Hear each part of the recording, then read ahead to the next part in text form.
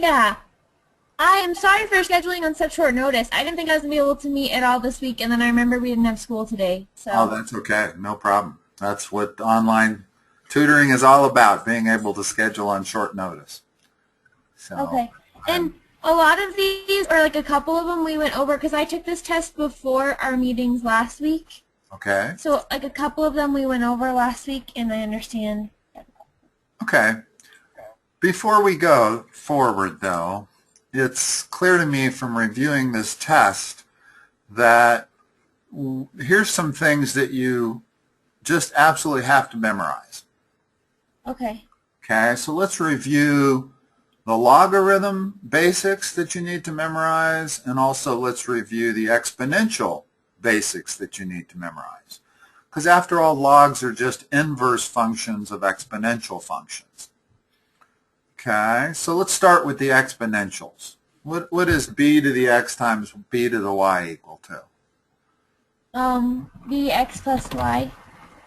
Okay, so what that means is that when you see an expression like this, usually you want to separate it.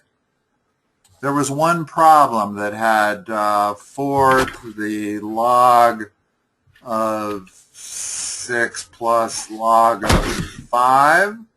So here's a problem that's in this format, b to the x plus y. Well, we want to separate this by saying, well, that's going to be 4 to the log of 6 times 4 to the log of 5. That wasn't the exact problem, but my point is that you need to be able to go both ways on these type functions. Okay. In other words, you need to, sometimes they'll give it to you in this format and you need to put it in this format. Sometimes they'll give it to you in this format and you need to put it in that one. So what's b to the x over b to the y? Is it bx minus y? Yeah, now one way I memorize this is notice that this is addition coming from multiplication. Addition is one level less than multiplication. This is subtraction coming from division, and subtraction is one level less than division. So b to the x to the y, which is exponentiation, is what?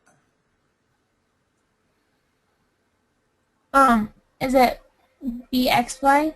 Yeah, in other words, we use one level less than exponentiation, which is multiplication. In other words, if you can remember this one right there, you can figure out how the others work. If you remember what this is and the fact that it's always one level less mathematically than this is. Okay? Let's look at logs. Logs are kind of similar, as they should be, because this is the inverse. This is the same kind of function as exponentials are. So what is log of a times b? Log a plus b? Yeah, notice that it's pretty much the opposite. Logarithms are exponents. So this rule looks real similar to the reverse of this rule. Well, actually, not to the reverse of it, but to the same, kind of. And log of a over b? Log a minus log b? And log of a to the b power. This is a little different, but